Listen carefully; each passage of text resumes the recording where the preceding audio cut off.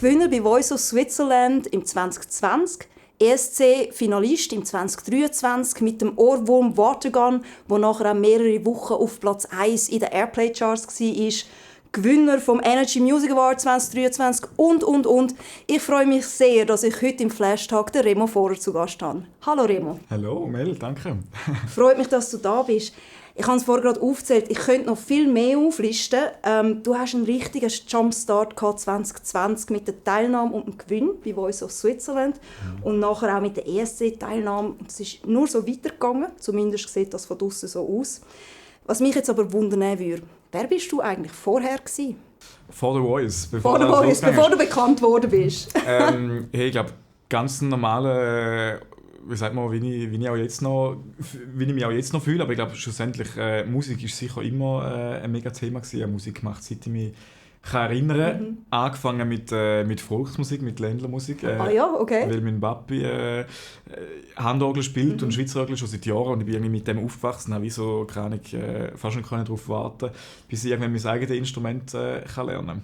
Ich habe einfach so irgendwie gemerkt, erstens, dass es mir mega Freude macht, etwas Kreatives zu machen. Irgendwie eigene Melodien sind immer von Anfang an etwas gewesen, wo ich mega Freude daran hatte. Einfach etwas zu spielen, wo ich gefühlt habe. Oder nicht irgendwie, weiß auch nicht, irgendetwas hören und dann genauso nachspielen, das hat mich immer angeschissen. So in mein eigenes kommen müssen. Ja. Du hast jetzt gerade gesagt, spielen. Wir kennen dich als Sänger mit dieser wahnsinnig schönen, warmen Stimme. Spielst du auch Instrumente? Ich spiele Instrumente. Ich habe nach der Handorgel irgendwann so ein bisschen angefangen mit dem Keyboard von meiner Mami zu spielen. Ich habe nie eine Stunde genommen, dann einfach selber mit YouTube-Videos mal beigebracht. Und das ist auch jetzt tatsächlich noch ein Instrument, das geblieben ist bis jetzt. Ich spiele Klavier eigentlich als Hauptinstrument. Und dort schreibst du auch die Songs drauf oder Melodien? Meistens schon, ja. Klavier, voll. Ja. Und lustigerweise ist eigentlich wirklich das Klavier vor dem Singen gekommen. Ich habe Klavier gespielt, viel daheim und habe probiert, irgendwie trotzdem mal Songs nachzuspielen, die ich gerade im Radio gehört habe, die Charts irgendwie cool gefunden habe und dachte, ich will es selber probieren. Und Singen ist wie so ein bisschen beiläufig eigentlich dazu gekommen. Also ich gemerkt habe, eigentlich passt es in Kombination noch gut zusammen. Kombination? Aber wenn du sagst beiläufig, wann ist denn der aktive Entschluss gekommen, ich will aber Sänger sein? Wie alt bin ich? Ich hätte gesagt, wahrscheinlich etwa 12, 13. Doch, schon so früh? Doch, es war schon früh. Ja. Und dann mit 14 bin ich das erste Mal in Gesangsunterricht. Und von 14 bis 16 bin ich dann wirklich wöchentlich... von 14 bis 20, also bis genau 6 Jahre lang bin ich wöchentlich eine Stunde in Gesangsunterricht und habe den Fokus voll auf den Gesang gelegt. Was mich auch sehr gefreut hat, ist, dass du jetzt eine neue EP draussen hast, oder deine erste EP eigentlich, die Ende Mai rausgekommen ist. Wie war das für dich gewesen? Jetzt hast du schon so viel erlebt und so viel als Musiker auch Auftritt machen dürfen und kommst erst nachher eigentlich mit der EP hinein. Schon speziell, weil ich glaube, eigentlich läuft es ja meistens irgendwie andersrum. Und vielleicht ist es auch gar nicht schlecht, dass es manchmal andersrum läuft, weil ich glaube, dann hast du wie so ein bisschen Zeit, um dich als Künstler irgendwo zu festigen und so einen eigenen Style zu finden. Und dann, wenn du in deinem Style gefestigt bist, dann kannst du damit raus an die Leute, es wirkt mega authentisch, ein Song. Bei mir, ich habe praktisch noch keine Songs released oder nur irgendwie 2, 3, wo irgendwie alle einen mega verschiedenen Style hatten. Und bin zuerst mega in die Öffentlichkeit gekommen und habe quasi den Erfolg gehabt. Und habe wieder nachdem so gemerkt, okay, scheiße, die Leute kennen mich, die Leute warten darauf, dass etwas kommt. Ja. Und ich bin da gar nicht so wirklich gefestigt in meinem Style. Ich glaube, es wäre wie einfacher gewesen, wenn ich zuerst so ein bisschen meine Musik hätte. Aber es ist jetzt... Die hast du jetzt aber gefunden? Oder bist du noch am Suchen? Hey, ich glaube, es ist ständig ein Prozess, dass man irgendwie mit neuen Leuten schreibt oder irgendwie so ein bisschen sich weiterentwickelt und etwas Neues probiert. Aber ich würde schon sagen, dass ich mich recht gefestigt habe. Und auf deine Frage von der EP ist natürlich jetzt dafür in den Songs, die ich rausgebracht habe, mega können irgendwie Erlebnisse reinpacken über die letzten Jahre oder gerade so ein bisschen das letzte Jahr, das 23, wo so viel passiert ist. Und das auch ein bisschen verarbeiten können durch die Musik, oder? Können so verarbeiten und jetzt mit den Leuten, die seit Tag 1 von dem ESC-Announcement irgendwie dabei sind, so ein bisschen, die haben ja da auch miterlebt und haben jetzt da wieder in den Songs wiedergefunden. Also es war mega spannend, die Songs zu schreiben. Sehr schön, ja. Und ich habe auch gelesen oder auch mitbekommen, dass du auch deine erste Clubtour, also du bist vorher schon live unterwegs, aber jetzt die erste eigene Clubtour mit dieser EP gehabt hast. Wie war das gewesen? Hat das Publikum anders reagiert als vorher oder ist es ähnlich gewesen wie die Auftritte, die du vorher gehabt hast?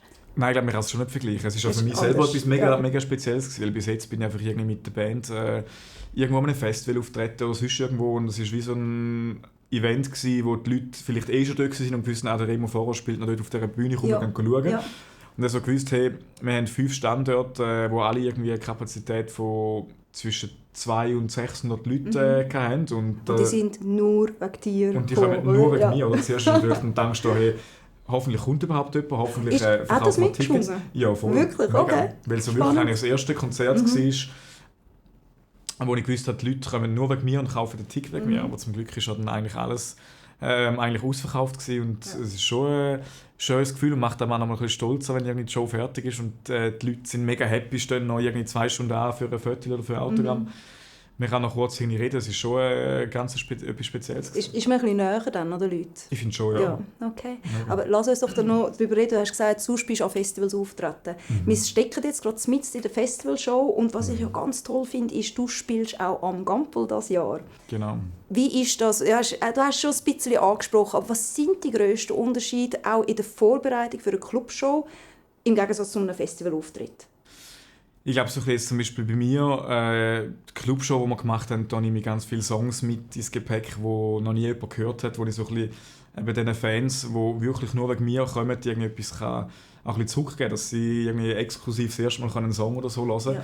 Wir nehmen es so ein bisschen auf eine Reise mit. Bei einem Festival hast du eben auch die Möglichkeit, mega viele Leute zu erreichen, die vielleicht noch nie gesehen haben und einfach am Festival sind und deinen Slot schauen können.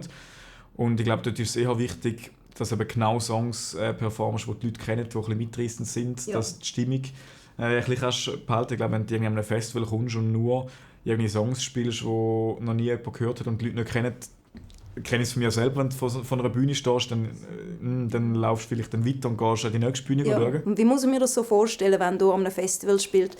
Ist dort der Zeitplan völlig durchgetaktet oder hast du dort auch Zeit, um dann nachher die anderen Acts vielleicht zu schauen oder ein bisschen über das Gelände zu schlendern, oder liegt das nicht drin? Ich schaue immer, dass es drin liegt. Also eigentlich, wenn ich irgendwo bin, dann gehe ich nie einfach hin und gehe wieder heim, sondern ich schaue immer, weil meistens auch, keine Ahnung, meine Kollegen sehe ich nicht mehr so viel seit einem Jahr, seit ich so unterwegs bin. Ja.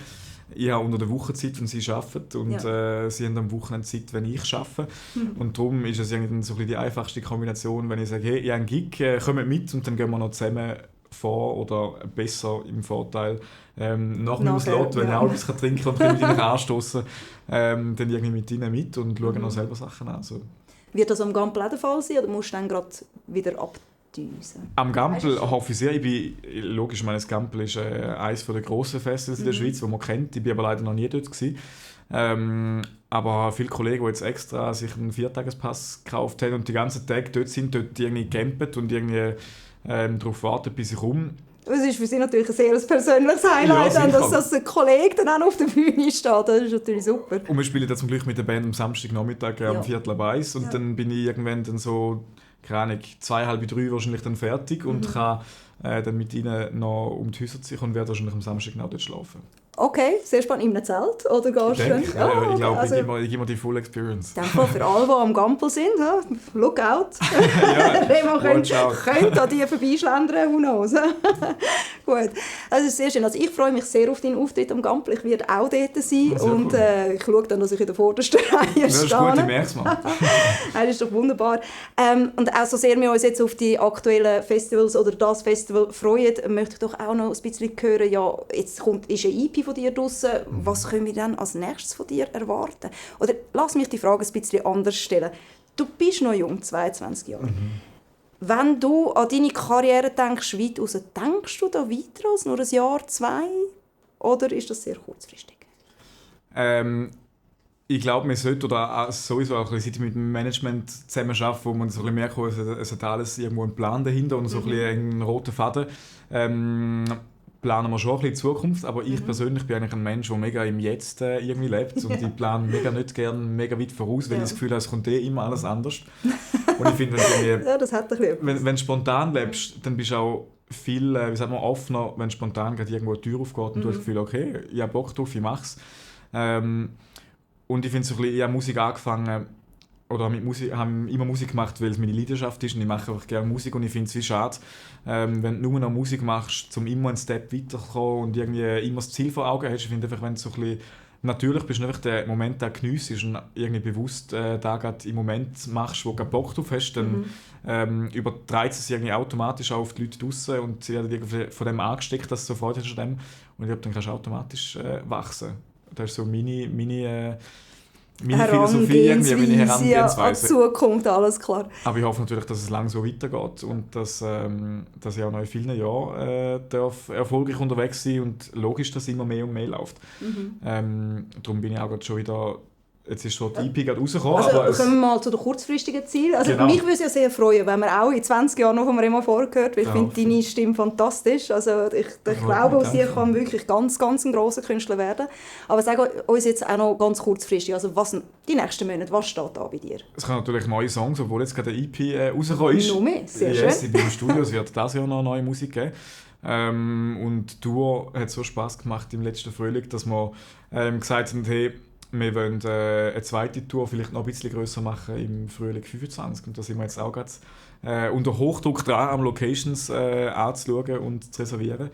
Und natürlich ein cooles Live-Set zusammenzustellen, dass alle, die kommen, einen spannenden Konzertabend erleben dürfen. Wunderbar, also dann gehe ich davon aus, dass wahrscheinlich so auf der frühen oder Spätsommer, frühen Herbst dann die ersten Announcements dann so langsam erscheinen. Denke ich auch. Ja, okay, und natürlich so ein bisschen die Frage, die immer kommt, wenn kommt mal ein Album von dir, weil du immer nur Singles oder EP-Release ist. Das ist ein grosser Traum von mir und da sind wir tatsächlich auch dran, so ein bisschen, nicht nur 1, 2, 3 Songs zu schreiben, sondern ein bisschen auf ein Album anzuschaffen. Das erste Album von Remo Forer. Da würde ich mich sehr drauf freuen. Ich Leute danach. Ich komme sogar ein Telefon über. Ich freue mich sehr. Lieber Remo, es war sehr schön, dich hier als Gast zu haben. Wir sind leider schon am Ende der Zeit angelangt. Schade. Ich freue mich sehr aufs Gampel und ich wünsche dir alles Gute für deine Zukunft. Danke, gleichfalls.